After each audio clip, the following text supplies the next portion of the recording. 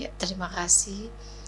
Tadi Ustadz menyampaikan kita tidak membuat cerita-cerita Ya, kebohongan gitu ya. Berarti dengan profesi penulis itu membuat cerita-cerita fiksi itu ya, gimana Ustadz? Ya, terima betul, kasih. barakallahu fiik.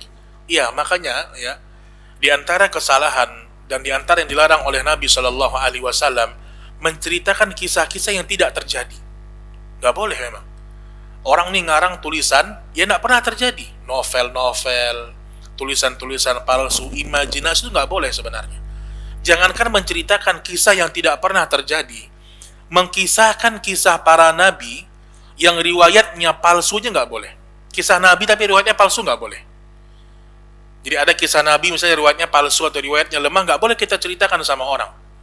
Kenapa? Ya, karena kita sudah punya kisah-kisah yang lebih dahsyat yang memang terjadi di masa Nabi Shallallahu Alaihi Wasallam. Maka sebenarnya sebagai seorang penulis, ya, penulis kalau dia ingin menyampaikan kisah, maka disampaikan kisah-kisah yang benar-benar terjadi. Kan ada beberapa bentuk novel, ada yang mungkin kisah memang dari awal kisah, ini nggak boleh nih, palsu nih. Tapi kalau diambil kisahnya asli, kisahnya terjadi, kemudian dia berikan mungkin masukan-masukan di situ, mungkin ada pelajaran-pelajaran yang bisa itu tidak ada masalah. Tapi kalau murni kisahnya palsu, nggak pernah terjadi, imajinasi, ya kayak buku-buku sekarang sering. Harry Potter, mana ada Harry Potter itu? Orang baca berjam-jam itu, subhanallah. Itu kisah palsu semua, ya kan? Kisah fiksi itu nggak boleh dalam agama kita. Berarti kita berdusta, kita berdusta. Makanya ketika seorang itu ingin membaca kisah, maka biasakan dia membaca kisah dari kisahnya para nabi, kisahnya para sahabat, kisahnya orang-orang yang berjihad itu dibaca. Maka tidak boleh hukumnya sebenarnya. Ya, wallahu a'lam bisawab.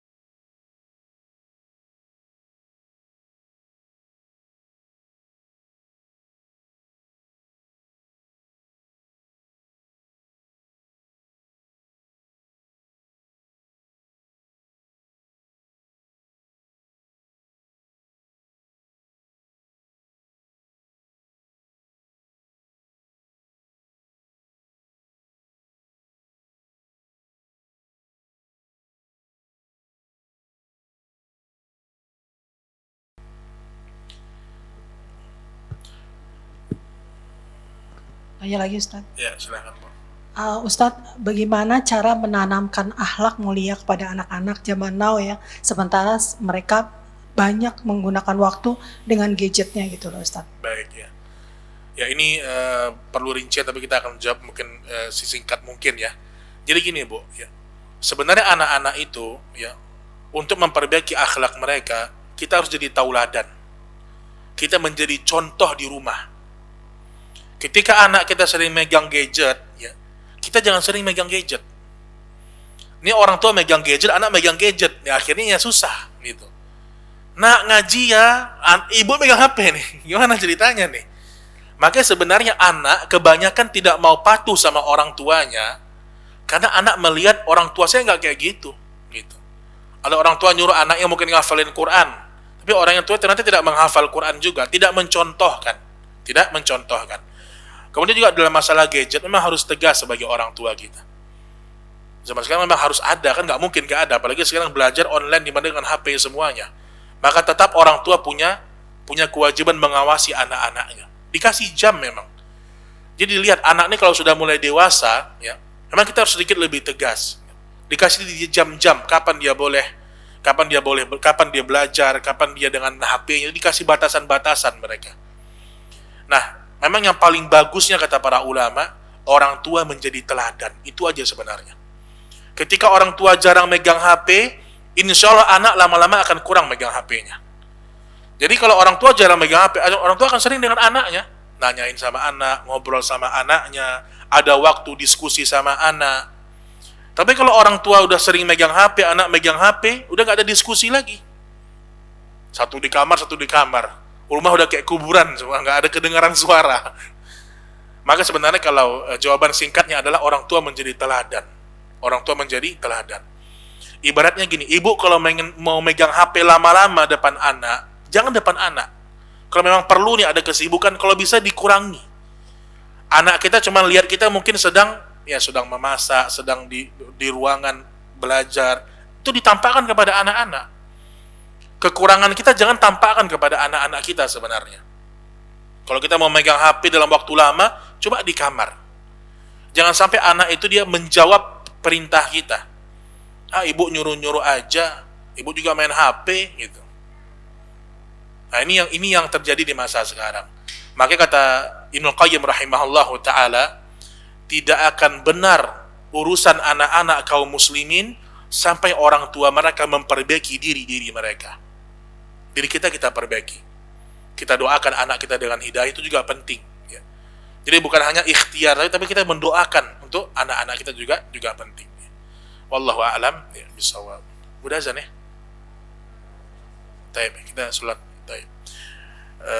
Ini ibu-ibu dimuliakan Allah Subhanahu Wa Taala.